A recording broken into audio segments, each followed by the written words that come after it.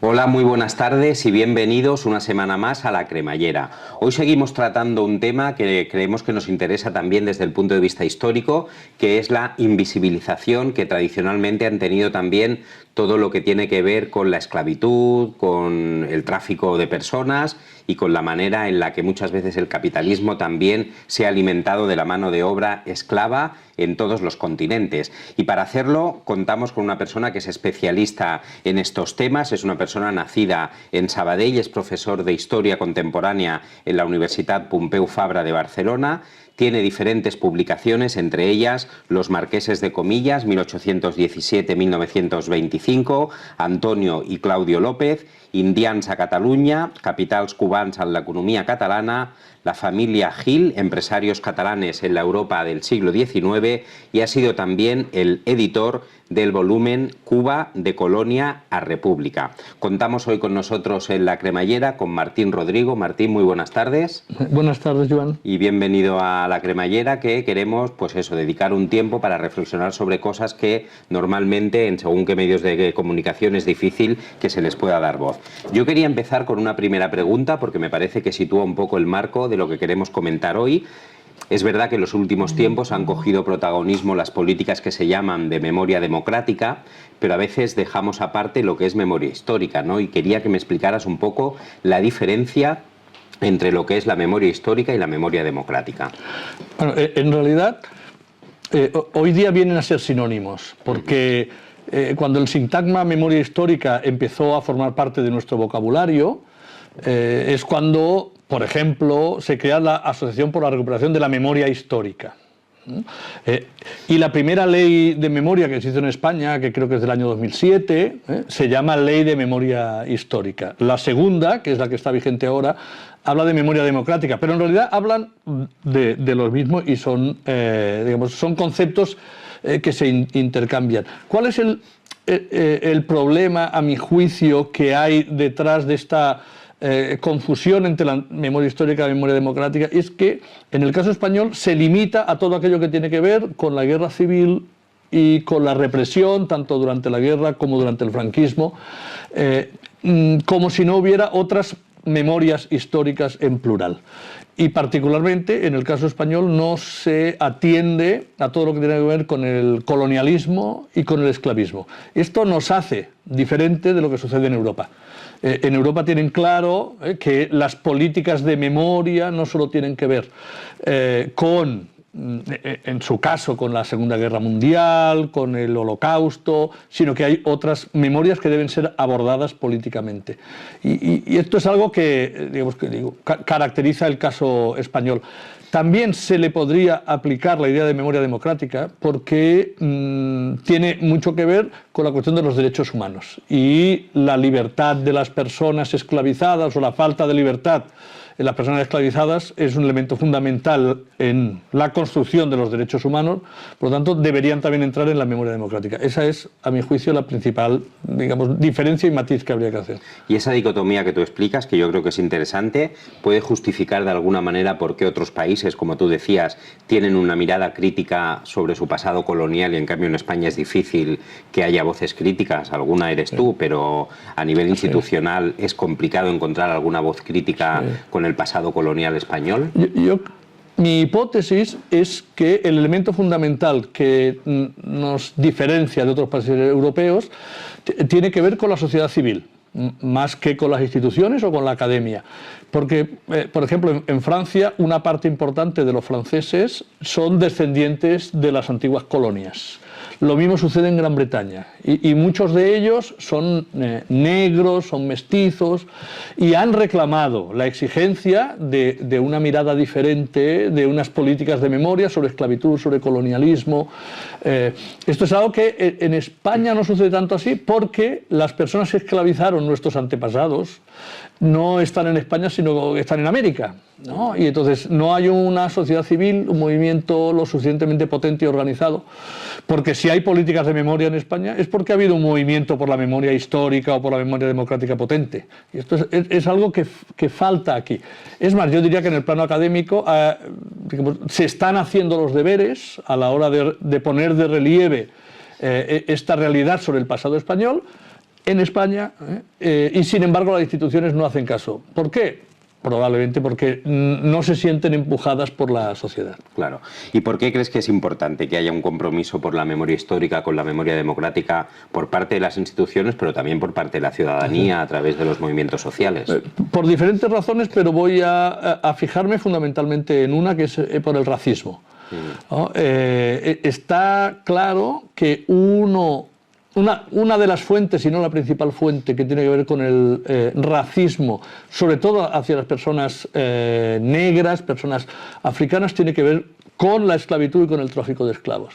Es decir, hay toda una historia de varios siglos de esclavización de los africanos negros, y ahora no tengo tiempo de explicar cómo se produce eso, pero que una vez se ilegaliza la esclavitud, una vez desaparece el tráfico, se mantiene, sin embargo, en forma de racismo estructural. Entonces, la mejor manera de abordar políticas contra el racismo tiene que ver con explicar históricamente cómo se construyó y con deconstruirlo.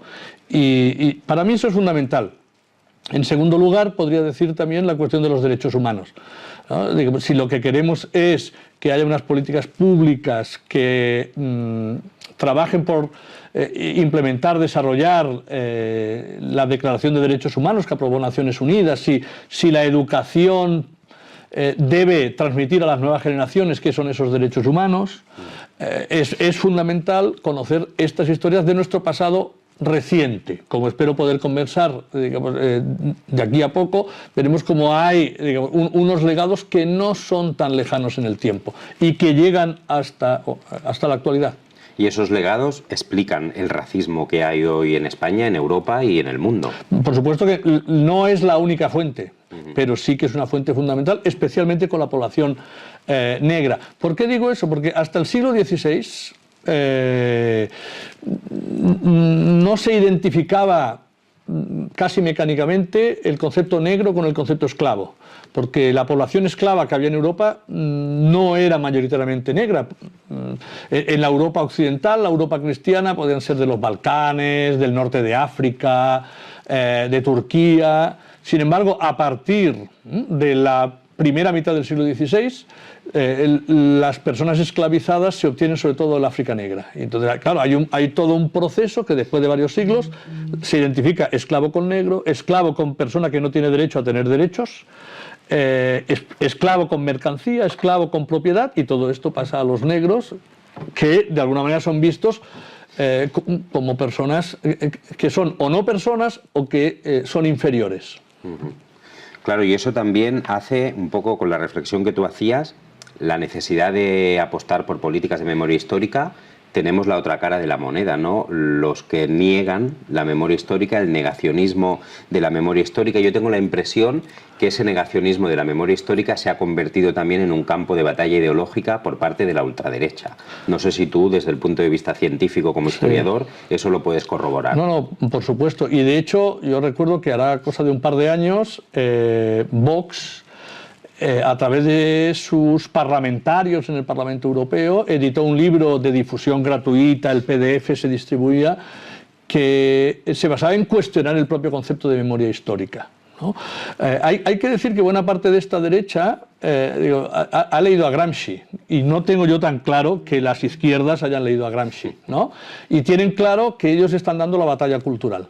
Entonces, por decirlo en términos del MUS, ¿no? Con este tipo de libros y de productos hacen un órdago a la grande, ¿no? O sea, niegan la mayor. No hay memoria histórica, no puede haber memoria histórica, aunque se basan en un elemento que es real, que la memoria histórica tiene más que ver con la política que con la historia, ¿no? La memoria histórica son elementos políticos que tienen mucho que ver con la actualidad.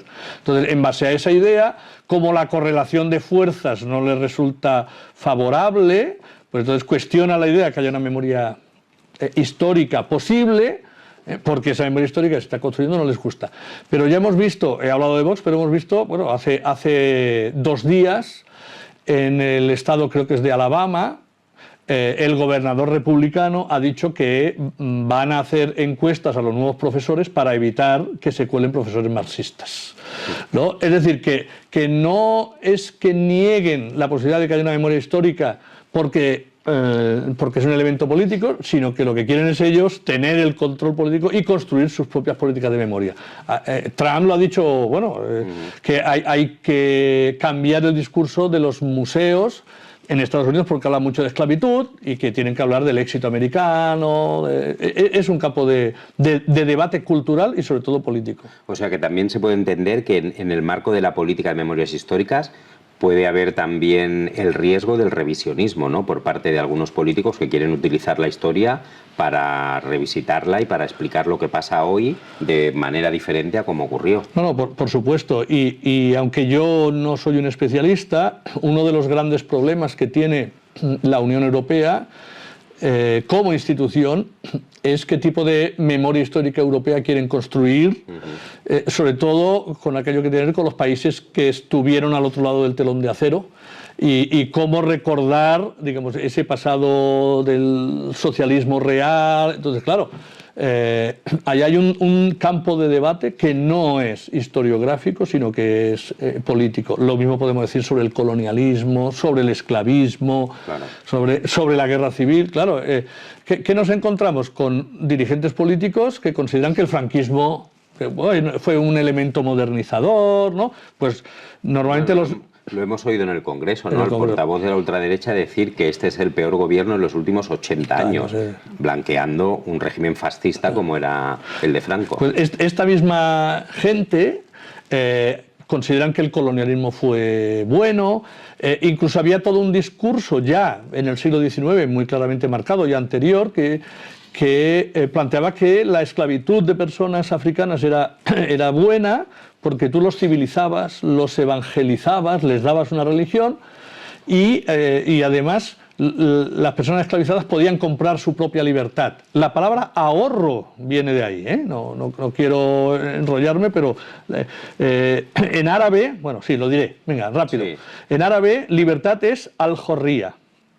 Mi segundo apellido es libertad en árabe, al-Hurriya. De ahí la carta de libertad en los notarios de Andalucía era la carta de al-Hurriya, pero en Madrid ya se ha perdido la L y es la carta de ajorría. Y los negros libres, tanto en portugués como en castellano, son los negros forros o los negros jorros. Entonces, ahorrar es lo que pueden hacer las personas para comprar su libertad. Y entonces, esto es algo que sucede sobre todo en los países católicos, en las colonias francesas, portuguesas, españolas. Entonces, claro, si es que les enseñamos a ahorrar, si ahorran, compran su libertad y ya están preparados para la vida futura. Y esto es algo que nos distingue a los católicos de los no católicos, por lo tanto nos hace superiores, por lo tanto el colonialismo y el esclavismo español fue mucho mejor que el británico, ¿no? Entonces esto es como un discurso que llega hasta la actualidad y de ahí esas otras políticas de memoria que quieren impulsar. Y en esas políticas de memoria, ¿qué nota le pones tú a España? En relación a las ¿Cómo cuestiones... se están aplicando las políticas de memoria? En relación al colonialismo y el esclavismo, sí, que es lo que tengo opinión, no sé, pues un 3 sobre 10. Suspendido rotundo. Sí, de hecho, las pocas iniciativas que ha habido han sido más en el plano municipal. Por ejemplo, en Cataluña, ¿no? ¿Qué tipo de iniciativas ha llevado adelante la Generalitat de Cataluña en relación a todo esto? Ninguna. ¿No? En el Estado español se han aprobado dos proposiciones no de ley, que en una tú tuviste un papel fundamental, y como son proposiciones no de ley... La tuviste tú, que fue el que... Pero bueno, tú eres el que la defendiste, entonces, y ya me dijiste, de eso no... O sea, no esperemos que sirva para nada en concreto, ojalá sí, pero han pasado varios años y no ha servido para nada. Había otra anterior, que en la anterior fue aprobada por los grupos parlamentarios del Partido Popular y el Partido Socialista, de 2011, y sigue sin hacerse nada. Y yo espero que podamos hablar de la Feria de los Indianos. Sí, ahora hablamos de indianos. ¿Y ahora? Vale, porque este fin de semana ha habido la Feria de Begur y el presidente de Cataluña, que es la segunda autoridad de Cataluña, el Josep Rull, hizo un discurso absolutamente deleznable sobre la figura de los indianos, volviendo a esconder todo ese pasado esclavista catalán. Pues venga, explícanos qué son los indianos, el concepto de indianos y la historia también de los indianos que ha habido especialmente en Cataluña, ¿no? Mira, yo creo que todos sabemos que un indiano es una persona que emigró en su momento a las Indias, ¿no? Y que antes de emigrar ya tenían la idea de volver. Las Indias, que era América. América. Es un tipo de migración donde el objetivo ya es el retorno, antes de, porque hay otros flujos migratorios que la idea es asentarse, no sería el caso. O sea, era ir, hacer extracción y volver. Sí, hay otro refrán, ¿no? Hacer las Américas. ¿No? Y en catalán hay otro, ¿no? Aquest va perdre las maletas a l'estret, que es aquel que vuelve pero no vuelve rico, porque el objetivo era volver rico. Esta palabra, y estoy hablando con un filólogo, solo existe en las lenguas ibéricas. Existe en el castellano, existe en el catalán, en el portugués el equivalente es el brasileiro, pero no existe ni en inglés, ni en francés, ni en neerlandés. ¿Por qué sí existen las lenguas ibéricas en castellano y en catalán, por ejemplo? Porque era un flujo tan importante desde el punto de vista cuantitativo que hubo que crear palabras para definir esos perfiles sociodemográficos. ¿Qué sucede? Que en el siglo XIX la mayor parte, no todos, pero el 90% de los indianos se enriquecen en una sociedad esclavista como Cuba. Por lo tanto, el contexto que permite acumular esos capitales a los indianos es el de una sociedad esclavista, y la mayor parte de ellos fueron esclavistas directamente. Incluso los que no lo fueron directamente, lo fueron indirectamente, y todos estuvieron vinculados con la esclavitud. Entonces, conmemorar como se hace ahora la figura de los indianos sin tener en cuenta esa realidad, digamos, es hacernos trampas al solitario. Y eso ocurre, ¿no? En fiestas locales, tú lo decías, ha habido fiestas locales, y desde el punto de vista de un historiador como tú, comprometido también con la memoria histórica y con dejar de o dar visibilidad al esclavismo, ¿qué opinión te merecen este tipo de festividades? Si tendríamos que mantenerla, pero con una mirada crítica, explicando lo que fue ese fenómeno, o no blanquearlas como ocurre ahora. Mira, yo aquí, más que aportar mi mirada, voy a aportar, digo, las reflexiones que me hacen personas que no son ni catalanas ni españolas, ¿no? Cuando colegas del mundo académico extranjero vienen y ven este tipo de celebraciones, es que se escandalizan directamente, ¿no? Entonces dicen, ¿pero esto cómo puede ser? Entonces, lo que aquí vemos como algo normal, visto con la mirada del otro, es algo que no puede ser normal. Y recuerdo un libro particularmente donde una colega norteamericana comparaba a las ferias de indianos con los recorridos que sí hay en ciudades británicas para explicar cuál es el vínculo de esas ciudades con el pasado esclavista. Algo que no tenemos ni en Cataluña ni en España. Entonces, claro, mi opinión, que no tiene más valor que la de cualquier otro ciudadano, pero mi opinión es que no habría que reformar la Feria de Indianos, sino que directamente habría que dejar de hacerlas. ¿Porque en qué consisten ese tipo de festividades? Bueno, en realidad las llevan los departamentos de comercio o de promoción económica de los municipios, lo cual nos demuestra que la cultura no es lo importante, la historia no es lo importante es la promoción, y es conseguir que en un fin de semana pues haya una especie de fiesta mayor bis, ¿no? De manera relativamente barata. Pues entonces montas 4 conciertos de música de origen caribeño, pones puestecitos, y entonces consigues que venga gente a tu municipio. La primera de todas estas es la de Bagú, que se celebra siempre coincidiendo con la fiesta mayor de Sabadell, el primer fin de semana de septiembre, que acaba de ser, y que empezó en el año 2004. Claro, Begú es un municipio de 4.000 habitantes, 4.500 habitantes, que cuando llega la feria de indianos son 45.000 personas, multiplica por 10 la población que visita, que hay unos problemas de aparcamiento brutales.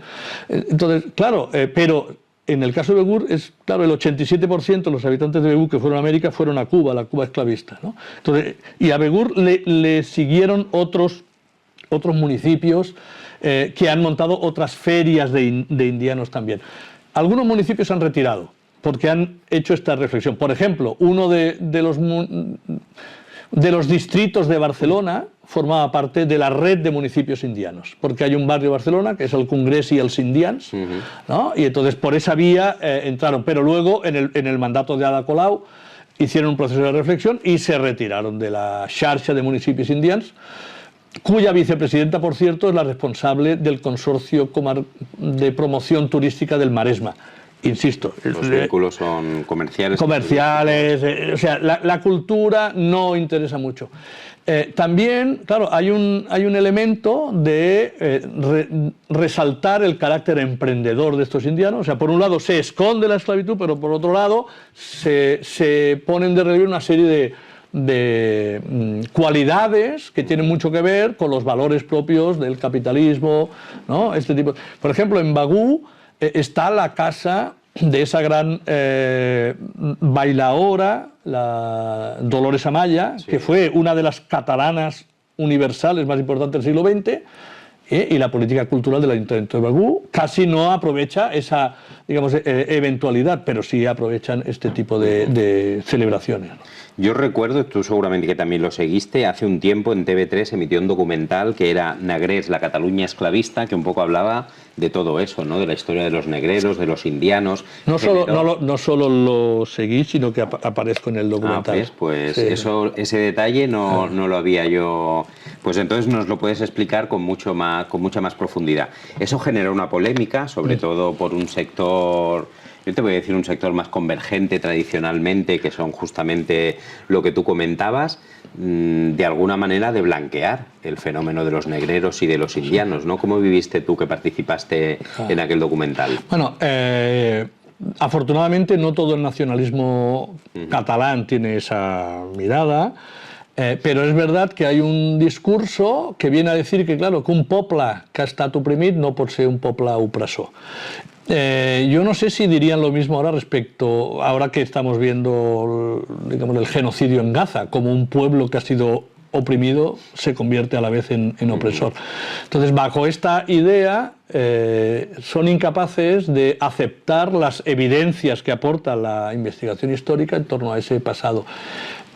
Bueno, podemos decir que TV3 fue valiente a la hora de emitir ese documental, pero también podemos decir que no fue la primera televisión autonómica que lo ha hecho. Antes lo hizo Canal Sur en Andalucía, antes también lo hizo ETV en el País Vasco. En todos los casos se resalta el hecho, digamos, en Andalucía los andaluces, en el País Vasco los vascos y aquí los catalanes. De todas formas, el documental fue más polémico en las redes que de otra manera, y ya sabemos que, por ejemplo, en la red social Twitter solo participa un 10% de la población. Sí. El 90% de la población no está. Pero hay gente que en Twitter hace mucho ruido y parece que tenga más impacto que el que puede tener.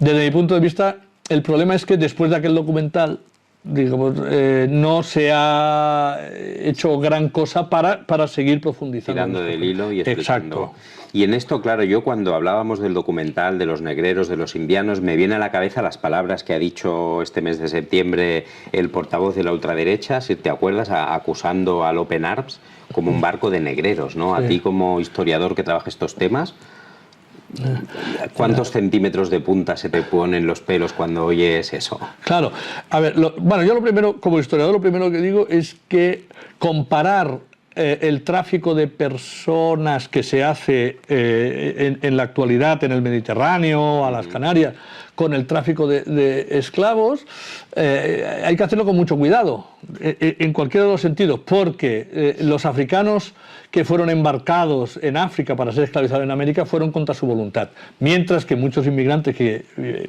quieren llegar a Europa pagan ellos, ¿no? Entonces, no es un elemento menor a la hora de tener en cuenta.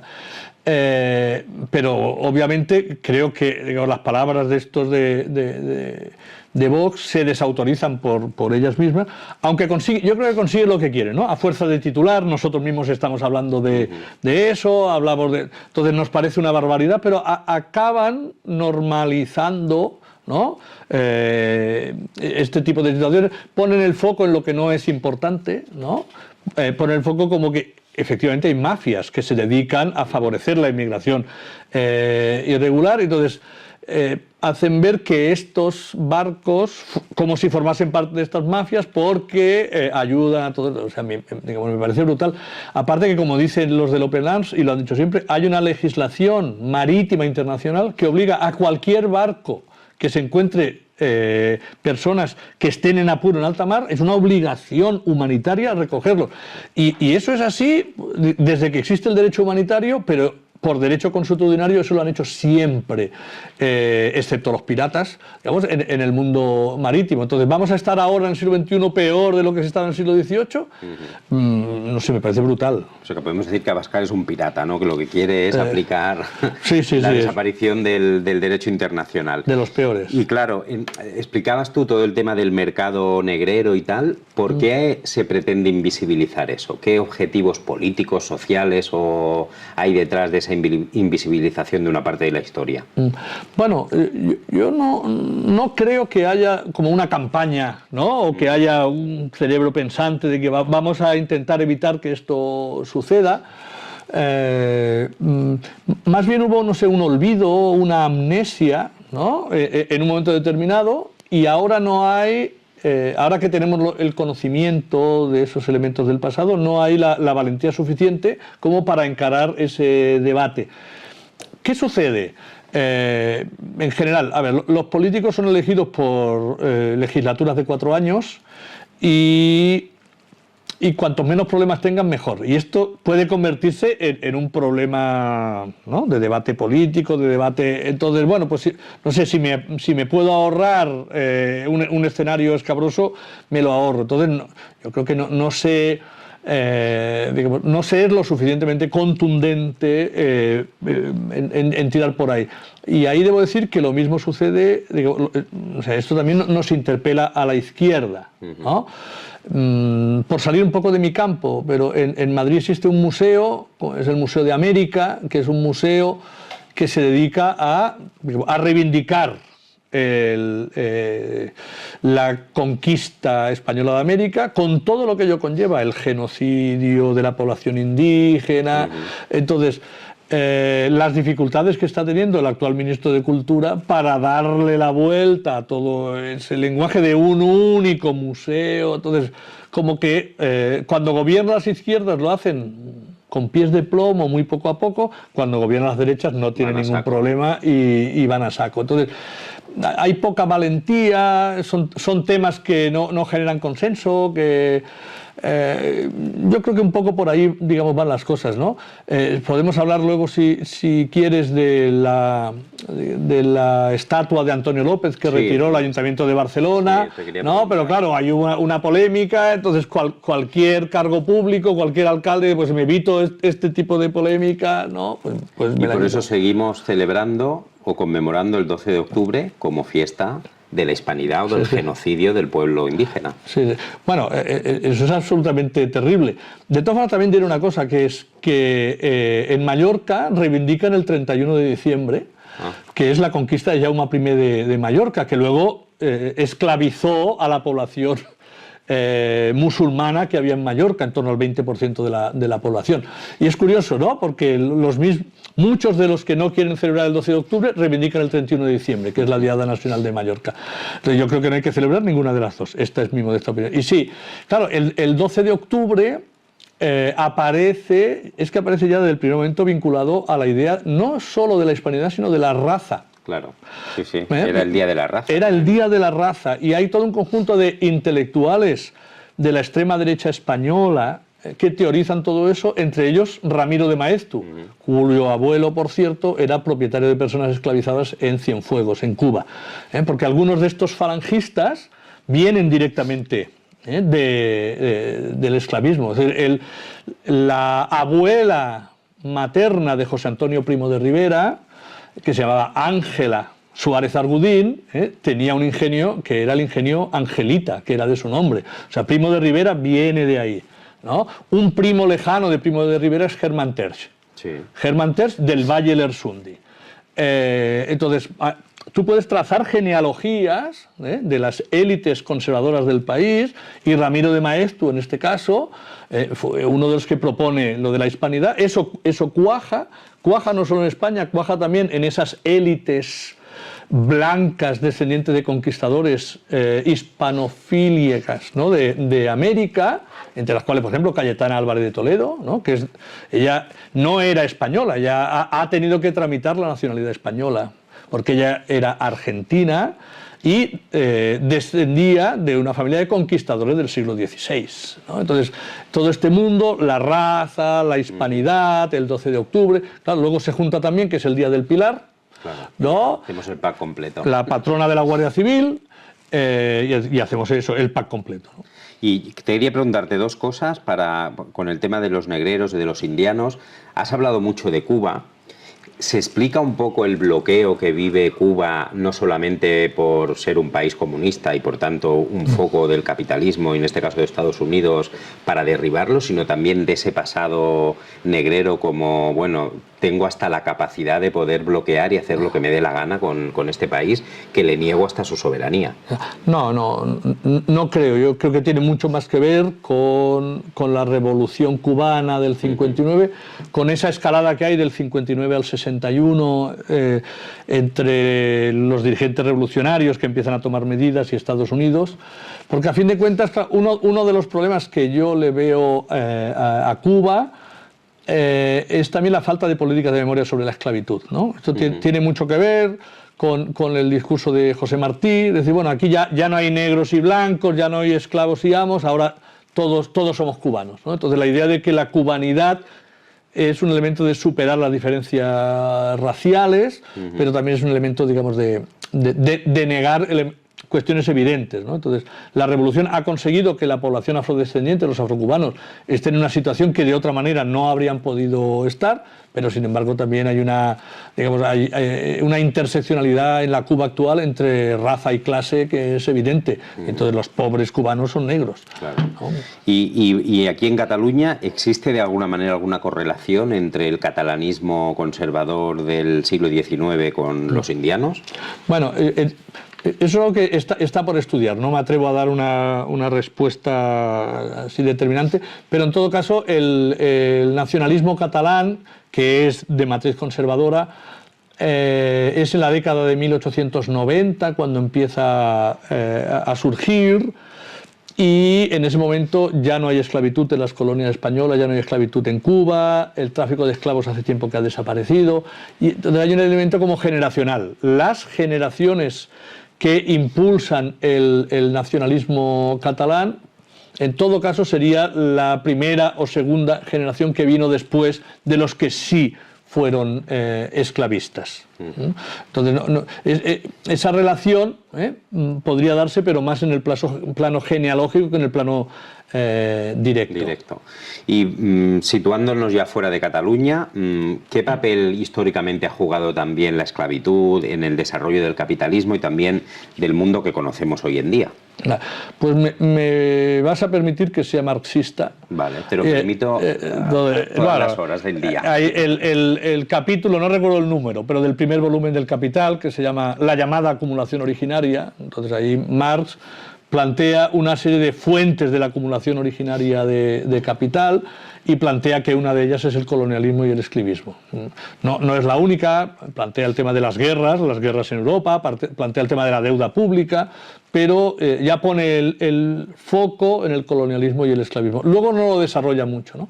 Entonces hay toda una tradición historiográfica que desarrolla esa idea de que sin la acumulación de capital en los complejos esclavistas, sobre todo en el Caribe, pero en general en el hemisferio americano, no se podría haber dado el capitalismo en Europa. Pero ahora hemos refinado y modificado el argumento. Ahora hay un concepto que encontramos muy útil, que es el de segunda esclavitud, ese que nos habla de la esclavitud que se da en el siglo XIX en tres espacios concretos, que es el algodón en el sur de Estados Unidos, el café en algunas regiones de Brasil y el azúcar en Cuba. Entonces, en estos tres territorios que basan su economía en la esclavitud, estamos realmente en presencia de un capitalismo avanzado. Se producen para los mercados, hay avance técnico, avance científico. Yo siempre digo, puede parecer muy tonto, pero a mí me parece sintomático, ¿no? España es el único país que se construye el primer ferrocarril antes en su colonia que en la península. El primer ferrocarril español no es el Barcelona-Mataró, no, es el de La Habana a Güines, 1837. Entonces yo no me imagino que en el caso británico, con toda la importancia que tuvo Jamaica el primer ferrocarril fuese en Jamaica y no el Manchester-Liverpool, ¿no? Entonces, Cuba para la economía española tuvo una gran importancia, ¿eh? Lo mismo podemos decir el café de Brasil, el algodón en Estados Unidos. Entonces, bueno, los ingenieros más capaces del mundo occidental fueron a trabajar a estos lugares, los científicos.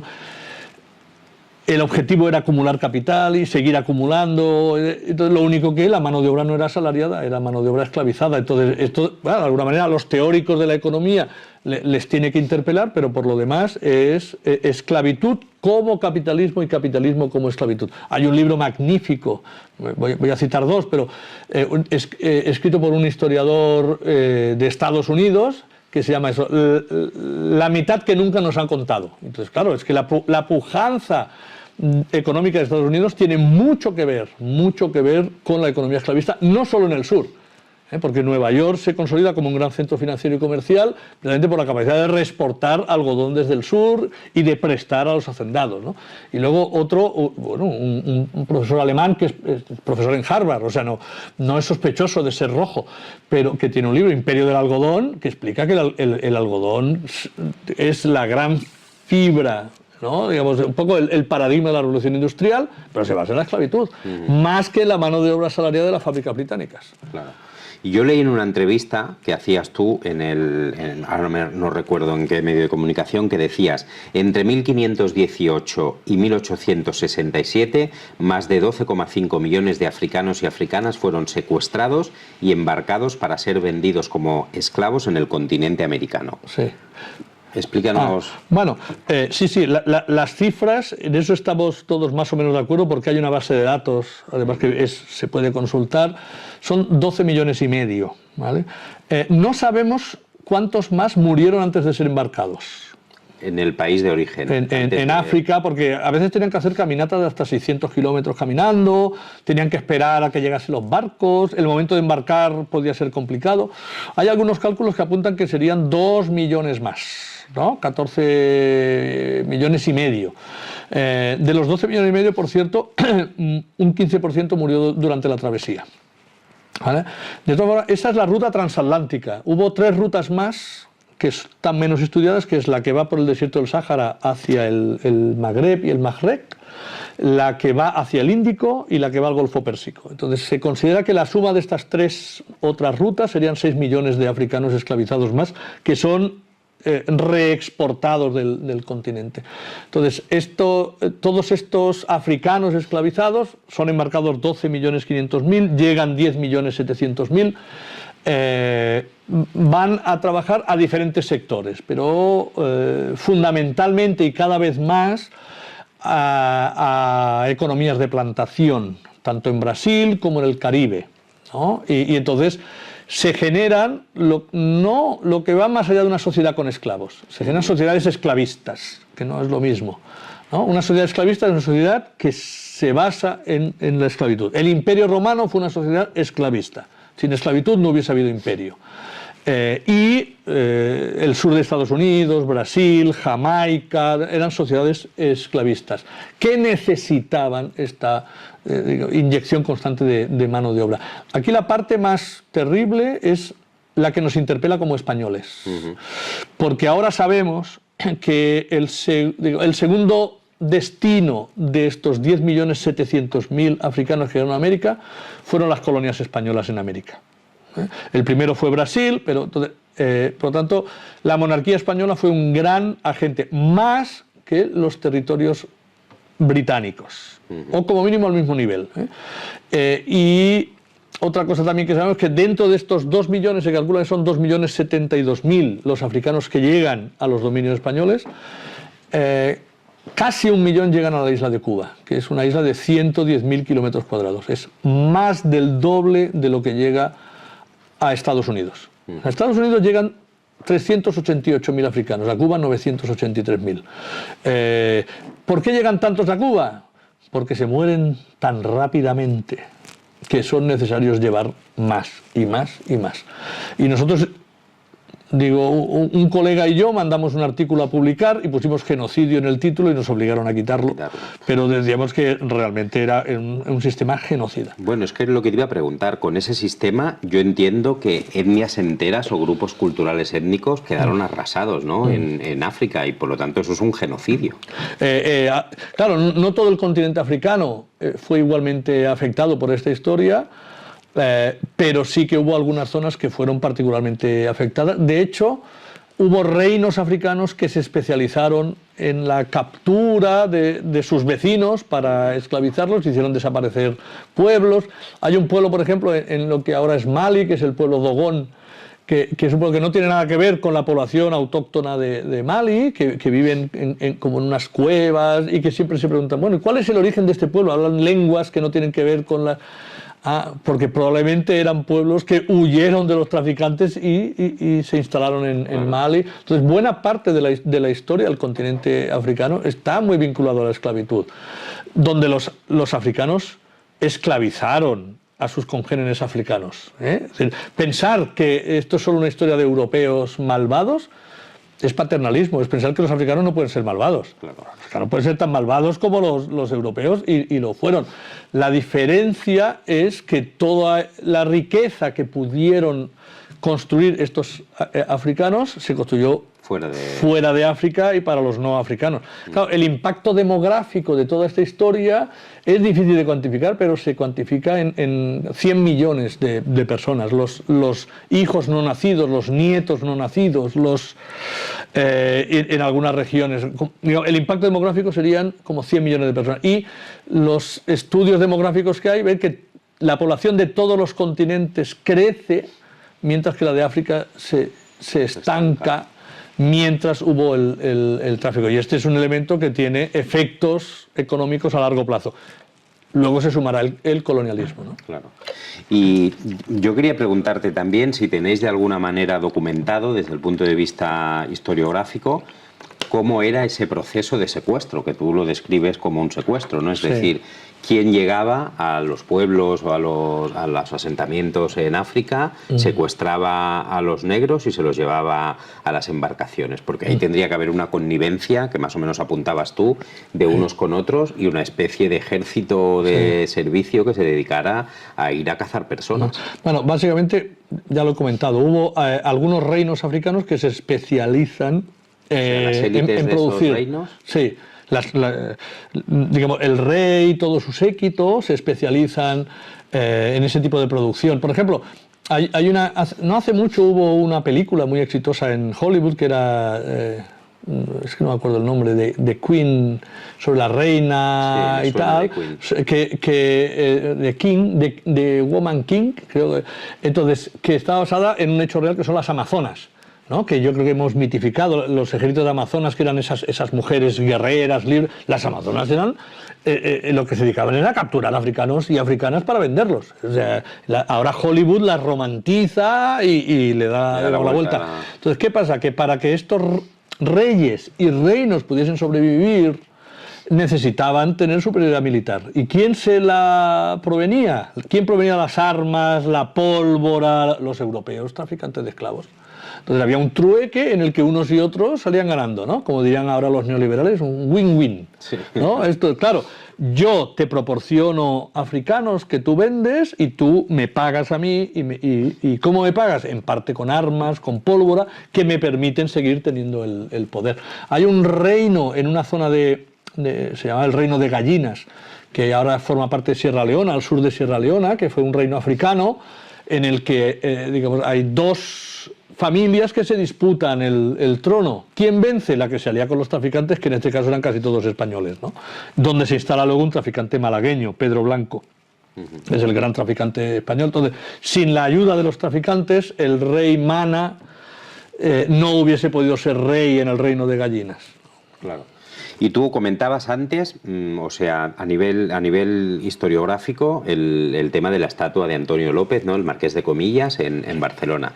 No solamente tenía la estatua en Barcelona, tiene calles en diversos municipios de España, entre ellos sigue habiendo una calle en Sabadell que es la calle del Marqués de Comillas.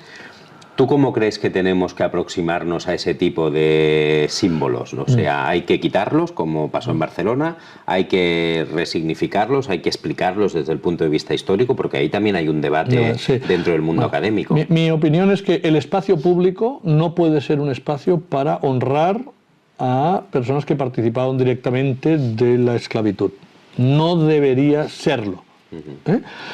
De hecho, el espacio público y las políticas de memoria, y antes dije, no tienen tanto que ver con la historia, y diré, no tienen tanto que ver con el pasado como con el presente y con el futuro.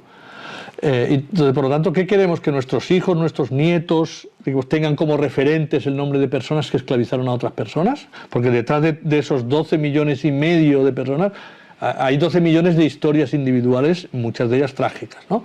Entonces, esa es mi primera idea que quería enseñar. Segundo, yo creo que el Ayuntamiento de Barcelona hizo bien retirando la estatua de Antonio López. Lo que no me parece que haya hecho bien es poniéndola en un almacén.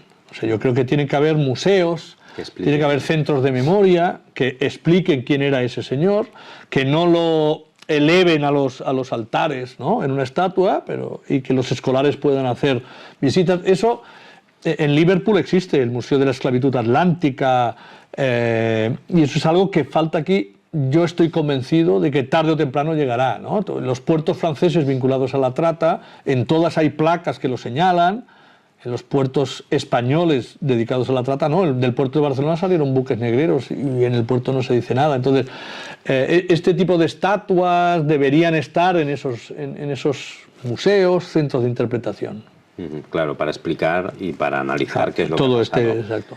Y en ese sentido, o sea, ¿qué crees tú que nos queda en el siglo XXI? No digo desde el punto de vista simbólico, sino incluso de comportamiento social del pasado esclavista que ha habido en el mundo y especialmente en España. Mira, aunque está por estudiar sistemáticamente, te diré que en el caso español particularmente, el mundo esclavista, tanto el tráfico como la esclavitud, permitió a muchos individuos ascender socialmente y económicamente. Entonces, aunque nadie es responsable de lo que hicieron sus antepasados, está claro que buena parte de las élites económicas y políticas catalanas y españolas actuales, no todas, pero buena parte, lo son porque sus antepasados participaron de esta historia y ascendieron socialmente, ¿no? Que no es un tema menor, ¿no? Analizar que nuestras élites se construyen sobre ese pasado.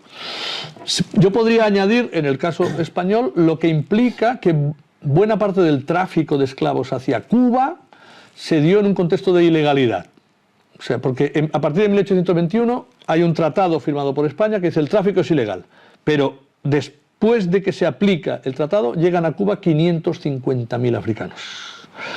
Entonces, a una isla, repito, de 110.000 kilómetros cuadrados. Esto quiere decir, claro, son 1.000 y pico de barcos, con 1.000 y pico de capitanes, de pilotos, segundos pilotos, de marineros, las personas que estaban recibiendo allí. Entonces, hay mucha gente que participó de ese negocio. Pero entonces se crea un ethos, una serie de valores donde la ley no se cumple, ¿no? Entonces, no solo hay un problema de inmoralidad, sino que hay un problema de corrupción. Y yo estoy convencido que uno de los elementos de la corrupción tiene también que ver con este pasado esclavista. Entonces, ¿qué nos queda? Pues fíjate si nos quedan elementos. Antes comentamos la cuestión del racismo, sí, ¿no? Entonces, es un pasado que no es tan lejano y del cual tenemos diferentes elementos. Yo ahora ya he publicado algunas cuestiones, pero una parte del Eixample de Barcelona, en concreto, se construyó con capital que viene de Cuba, una parte muy importante del Eixample. Entonces, una parte de nuestras ciudades se construye con dinero que se acumula sobre el sudor y la explotación de las personas esclavizadas. Y de esto se sabe poco, lo sabemos los académicos. Entonces, pues fíjate si tenemos elementos o legados materiales o inmateriales que nos harían reflexionar. No sé, yo creo que ya es más o menos conocido de que el tatarabuelo de quien fue presidente de la Generalitat, de Artur Mas, fue un capitán de buques negreros, ¿no? y el hermano del tatarabuelo fue probablemente el capitán negrero más importante de Cataluña. Entonces, que es relevante por sí mismo y no solo porque un descendiente fue Artur Mas, ¿vale? Bueno, pues el Yagán de Vilassar es este antepasado negrero de Artur Mas, el Pigat. Entonces, ¿cómo puede ser que un municipio catalán, digamos, convierta su símbolo en las fiestas mayores un antiguo capitán de buques negreros? Sant Boi tiene al Marqués de Marianao, porque en Sant Boi hay un barrio que es Marianao, pero Marianao es un municipio de La Habana. ¿Por qué? Porque el primer Marqués de Marianao era un catalán enriquecido en Cuba y su familia compró unos terrenos que dieron pie al barrio de Marianao. Y ahora Sant Boi tiene un Yagán, que es el Marqués de Marianao. Pero es que ens hem begut l'enteniment. Y hacías una reflexión que a mí me parece interesante, que es todo el tema de la ilegalidad, ¿no?, de todos esos procesos. Claro, yo pensaba, ha habido juicios a nivel internacional, pues con el Holocausto, ¿no?, con menos de los que tendría que haber habido, pero con el régimen franquista. Esperemos que algún día podamos ver al genocida de Netanyahu sentado ante un tribunal internacional y que se le acuse de crímenes de la humanidad, pero yo no recuerdo la judicialización del pasado colonial negrero ni en España ni en ningún otro país. No sé si hay alguno que pueda servir como bandera. Yo es que como no soy jurista, digamos, no te sé decir si hay una lógica jurídica en poder, no sé, juzgar y en su caso condenar. Supongo que no la hay, por eso no. Pero lo que sí hay en otros lugares son elementos de reparación. Digo, los 4 principios fundamentales de la memoria histórica es verdad, justicia, reparación y garantías de no repetición. Entonces, la comunidad de estados del Caribe, que son, digamos, de anglófonos, CARICOM, hace tiempo que vienen planteando la necesidad de que Gran Bretaña, la antigua metrópoli, repare económicamente ese pasado esclavista. Y yo recuerdo particularmente cuando David Cameron era el premier británico, que él fue para allá, y entonces era una mujer, la presidenta de Jamaica, y dice, y tú no te puedes escapar porque tú desciendes directamente de plantadores de Jamaica, ¿no? Entonces, claro, va a ser difícil que Gran Bretaña acceda a estas reparaciones, pero puede ser un elemento para negociar las cuestiones de la deuda, ¿no?, pública. Entonces, ¿qué sucede en el caso cubano? O sea, ¿qué tipo de medidas de reparación podría haber sin necesidad de que hayan juicios de esto, ¿no? Entonces, hace falta que haya voluntad política, ¿no? Claro. ¿Hubo voluntad política en que los judíos sefardíes recuperaran la nacionalidad española? Sí, y hubo una ley, creo que es de 2006, que independientemente de la ley de memoria democrática, plantea que si un rabino acredita que tú eres sefardí, te da la nacionalidad española, que eso es terrible. Me parece a mí, ¿no? Digamos que será una autoridad religiosa el poder para conceder la ciudadanía, pero fue un elemento que se dio, ¿vale? ¿Qué pasa? Que los cubanos que son descendientes de españoles blancos pueden pedir la nacionalidad. Los cubanos que son descendientes africanos que esclavizamos nosotros no pueden pedir la nacionalidad, ¿no? Pues a lo mejor una política de reparación es repensar todo. Yo lo que estoy diciendo, sé que es fuerte, sé que todo los políticos no se van a meter en ese fregado, ¿no? Pero tendría una cierta lógica, ¿no? Entonces, bueno, sí, los cubanos, yo estoy muy contento con que los sefarditas puedan pedir la nacionalidad, no estoy en contra, pero entonces te vas dando cuenta de cómo las políticas de memoria y de reparación, ¿no?, tienen este tipo de efectos. Claro. Y en ese sentido, actualmente, ¿qué tipo de esclavitudes se siguen manteniendo? Si crees que se mantienen... Esa es una muy buena pregunta, que el momento en la historia de la humanidad donde hay más personas esclavizadas es en el presente. ¿Sí? Sí. Eso es fuerte. A nivel cuantitativo. Y sin embargo, ningún país considera la esclavitud como una institución legal, porque cuando hablamos de esclavitud quiere decir que hay una serie de normas y de leyes que permiten que una persona tenga derechos de posesión o de propiedad sobre otra, ¿no? Y por eso la esclavitud es una institución. Ahora ningún país existe la esclavitud, pero sin embargo los estudios calculan 52 millones de personas. Ahí entran, por ejemplo, 27 millones de mujeres que están sujetas al matrimonio forzado, ¿no?, pero que no son completamente libres. Entran los trabajadores a los que se les retira el pasaporte cuando están en estos emiratos que hay en el Golfo Pérsico, por ejemplo, ¿no? Y luego un fenómeno que está mucho más extendido de lo que pensamos, en Asia, en América, en América hispana también, en África, que es la esclavitud por deudas. ¿no? Y ya lo decía yo antes, ¿no? Digo, el ahorrar te permite cubrir la deuda y salir, pero también se esclaviza por deuda. Eso desde el derecho romano ya lo planteaba. Yo tengo una deuda contigo y no soy capaz de devolverte la deuda, entonces yo me convierto en tu esclavo. Pero es una esclavitud temporal, porque en el momento en que mi trabajo haya permitido resarcir la deuda, yo recupero mi libertad. Por eso los mismos estudios, que son de la Organización Internacional del Trabajo, de la Organización de Migraciones de Naciones Unidas y de una fundación australiana, calculan que en los últimos 5 años ha habido 89 millones de personas sujetas a procesos de esclavización, porque claro, luego los juristas dicen no podemos hablar de esclavitud porque no es esclavitud, ¿no? Entonces, claro, esclavitud no lo es, pero es falta de libertad. Pero no lo recuerda porque hay elementos de falta de libertad completamente. Entonces, claro, el momento en la historia de la humanidad que hay más personas esclavizadas es este. Y ahí entiendo que también hay connivencia por parte de según qué aparatos políticos y gobiernos, ¿no? Para que eso se mantenga. Supongo que sí. Yo soy de aquello que dice zapatero a tus zapatos, ¿no? Digo, porque sé algo del pasado, no tanto de ahora, pero lo que sí puedo decir es que este tipo de esclavitud sucede en todos los continentes. Afecta más a las mujeres y a los niños que a los hombres, pero afecta también a los hombres, ¿no? Entonces, también es probable que se dé en aquellos países donde el Estado tenga poca capacidad, digamos, de intervenir, pero en el mismo Brasil de vez en cuando salen noticias de mujeres del servicio doméstico que vivían no como esclavas, que eran esclavas, pero también en los invernaderos del Maresma. Digamos que son situaciones que se dan sobre todo en países donde el Estado es débil, ¿no? Pero también en países como Brasil o como España, que ha habido personas en situaciones de esclavitud, ¿no? Y siguiendo esa línea de la esclavitud en el siglo XXI, ¿las relaciones internacionales actuales se explican también por el pasado esclavista o no? Bueno, yo creo que más por el pasado colonial y entonces, en todo caso por el esclavismo, en la medida que están relacionados, ¿no? Porque como decía aquel, no hay imperio sin esclavos. Pero también es verdad que el colonialismo y el esclavismo no son sinónimos, no es exactamente lo mismo. Por ejemplo, los alemanes han pedido perdón por el genocidio del pueblo herero en Namibia, que es un pueblo digamos, que murió, más del 50% de los hereros murieron en muy pocos años por acción del colonialismo alemán, y sin embargo no hubo esclavitud, ¿no? Entonces, yo creo que tiene más que ver con el colonialismo que con el esclavismo directamente. ¿Y ahí qué ejemplos hay? ¿Qué explica esas relaciones internacionales con el colonialismo? Bueno, mira, el franco era la moneda de Francia, igual que la peseta era la moneda de España, hasta que llegó el euro, ¿verdad? Sí. Entonces, ¿el franco ha desaparecido?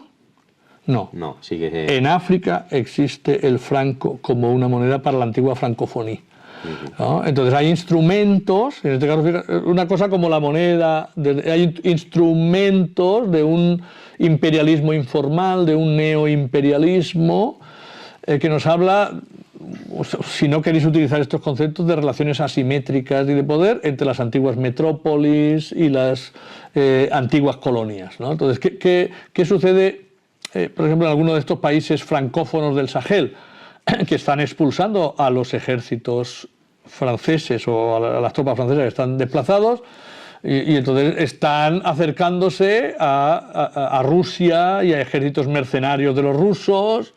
Pero claro, todo esto tiene mucho que ver con esa condición de que estos países fueron colonias francesas, ¿no? Eso no quita la parte de responsabilidad que tengan los dirigentes africanos en los últimos años, ¿no? Pero tiene mucho que ver esa relación colonial, clarísimamente. Claro. Y para ir acabando, ¿la lucha contra la esclavitud pasa por la lucha de clases también?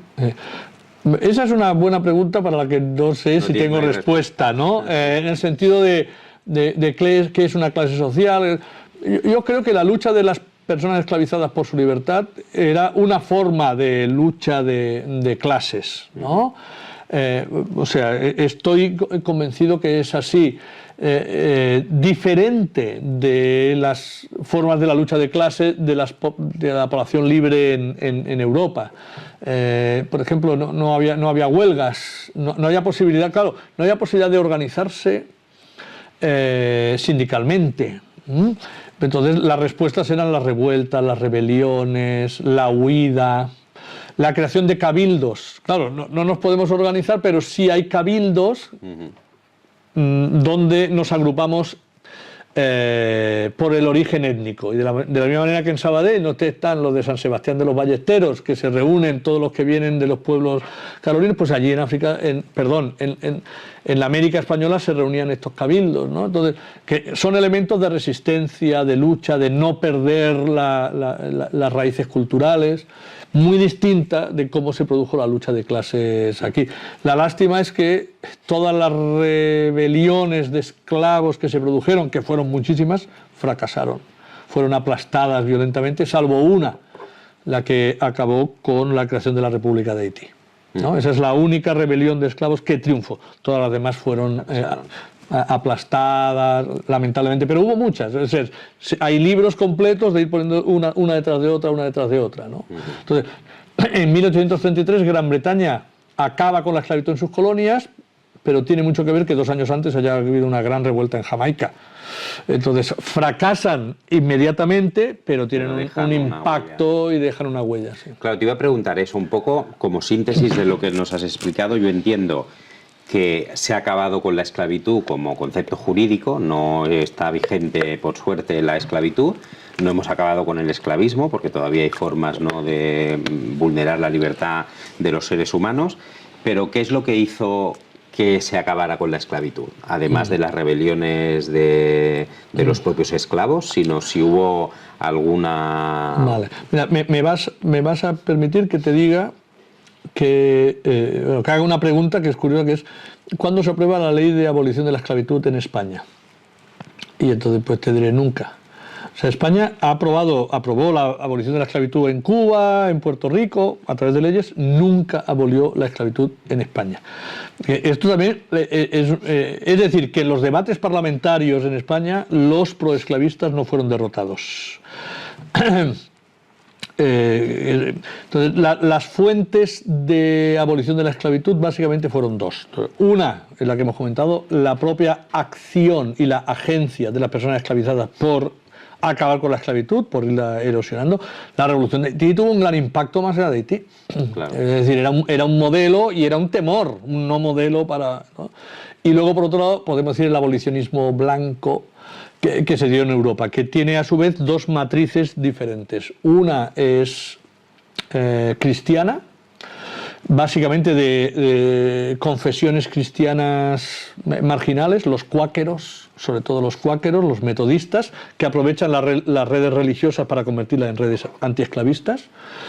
Y por otro lado, luego una tradición republicano-democrática también, ¿no? Robespierre. Entonces, esas 2 vías que no tienen exactamente el mismo origen van construyendo un movimiento abolicionista en las metrópolis, mientras por otro lado las personas esclavizadas en las colonias van desarrollando sus propias formas de lucha. Claro, pues yo me quedaría mucho más rato hablando, pero por una cosa, Martín, porque creo que somos grandes analfabetos desde el punto de vista del análisis de la esclavitud y del pasado colonial de España, de Cataluña y del mundo, ¿no? Pero no acabamos aquí la cremallera, ahora viene Juanma, que yo creo que es lo que está esperando todo el mundo, y por lo tanto pues subimos un pelín la cremallera para volver a bajarla con la visita de Juanma. Bueno, Juanma, muy buenas tardes. Hola, y bienvenido como siempre a la cremallera. Hola, Martín. ¿Qué tal? Bueno, pues yo como soy ecologista, muy ecologista, en vez de tener papel, pues tengo...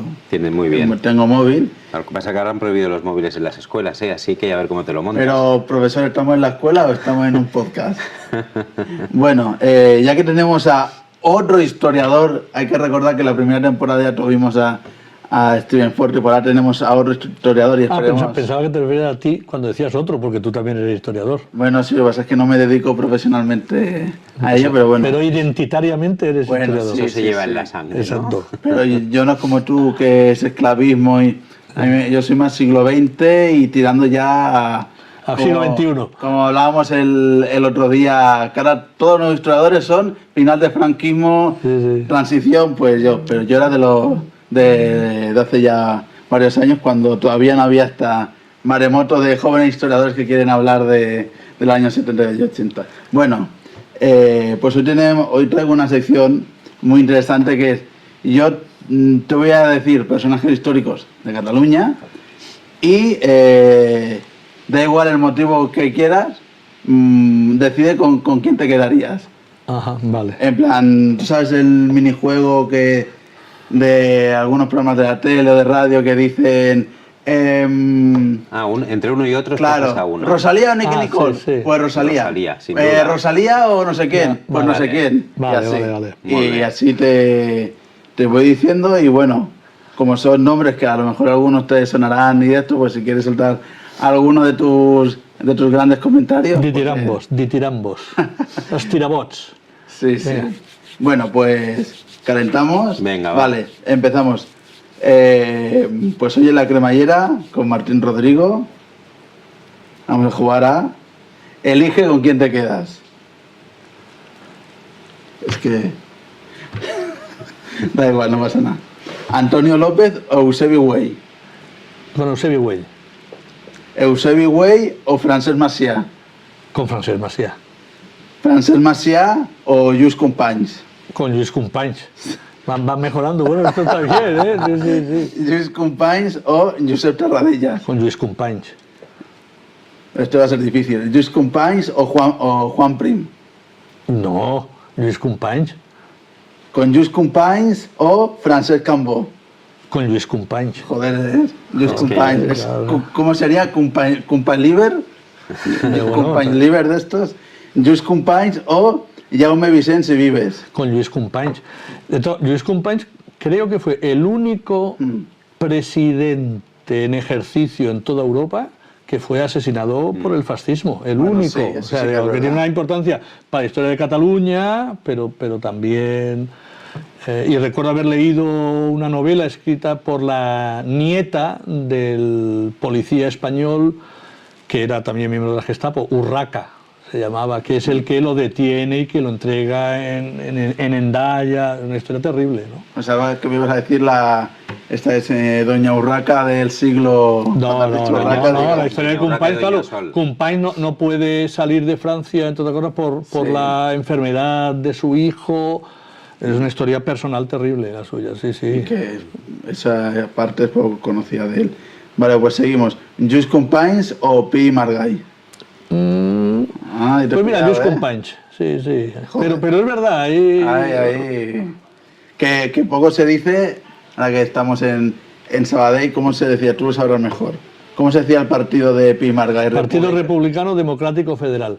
Que tiene una de las principales ciudades donde tenía mucha base, era Sabadell. Sí, en el año ¿Cómo 30 se decía? Cercle... El Cercle Republicana Federal. Sí, en el año 31, claro, en el año 31, cuando ganan los republicanos las elecciones en Sabadell, el Partido Republicano Democrático Federal, que había aquí, hace un congreso para ver cómo están en toda España y descubren que el único sitio donde tienen gente prácticamente es aquí, sí. Siempre- Y su hijo, Pi Arzuaga, Sabadell. fue diputado por el distrito de Sabadell, sí. Nido de rojos. Somos una ciudad republicana, muy sí, potente. Nido de rojos y maleantes.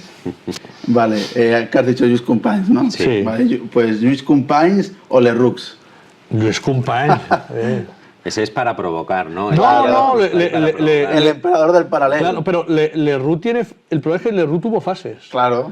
Claro, entonces Una fase el más. primer Lerroux era un Lerroux muy interesante. ¿sí? Y es un hombre que modernizó la política catalana Bueno, eso sí. muchísimo. O sea, es el que trae aquí el modelo de las casas del pueblo. Es el de ir al merendero de las Planas a hacer actividad política. O sea, ahora las sedes de los partidos políticos son aburridísimas, Bueno, comparada con las sedes de Fíjate Lerroux. que es uno de, Claro. uno de los primeros que entendió que en política, si quieres que la gente te haga caso, tiene que haber comida. Sí, claro, Si no- y bebida, ¿no? Y bibliotecas, No, y pero escuelas de formación para adultos en los locales. Claro, ahora ya tenemos las escuelas de adultos, son institucionales, pero todo eso se hacía, y todo eso es Lerroux. Claro. Sí. Pues Lluís Companys o Jordi Pujol. Esta es muy fácil, ¿eh? Esta es muy fácil. Jordi Pujol, ¿no? Lluís Companys, que aprovecho para decir que la película que han hecho es deleznable absolutamente. ¿Qué película es? Una se llama, no me acuerdo, es un sobre Jordi Pujol, que el guionista es este empresario, el Toni Soler, ¿no? Que ha quedado claro que es un pujolista, o sea, él tiene el dinero suficiente para pagarse la película, ¿no? Entonces, no creo que me llegue a oír Toni Soler, pero si no le diría que ya basta, o sea, escribió un libro de él es licenciado No, en era historia también. El que iba de rojo con Polonia, algo así. Sí, bueno, era más o menos así, afín a Esquerra Republicana, pero es un pujolista acabado. La película tiene por objetivo ensalzar la figura de él y en todo caso eran los hijos los que robaban. Sí, en todo caso. Nos estaban empezando a meter con mucha gente que está viva y aquí el presentador está ya. Ya no, asumo la responsabilidad de mis palabras. Luego ponemos abajo, no nos responsabilizamos de las Está muy opiniones. bien meterse con gente que ya ha muerto. Vale, pues seguimos. Lluís Companys o Pascual Maragall. Lluís Companys. Sí. Aquí te va a costar más, ¿eh? Lluís Companys o Vázquez Montalbán. Es verdad. Venga, diremos más que Montalbán. Por cambiar. Sí. Pues hubiera estado bien, pero Vázquez Montalbán o Joan Comorera. Venga, con Joan Comorera. Hostia, pues duelo de oro. Joan Comorera o Andreu Nin. No, Joan Comorera. Pero Sí, ese Claro, duelo, ya. podríamos decir pistolerismo de la guerra civil. Ya está. Sí, hasta aquí Ha era. superado el examen, ¿no? Vale. Bueno, más que un examen era para hacer unas risas porque Sí. no hacer un examen que seguro que las acierta todas y entonces no ¿Qué va? no tiene gracia.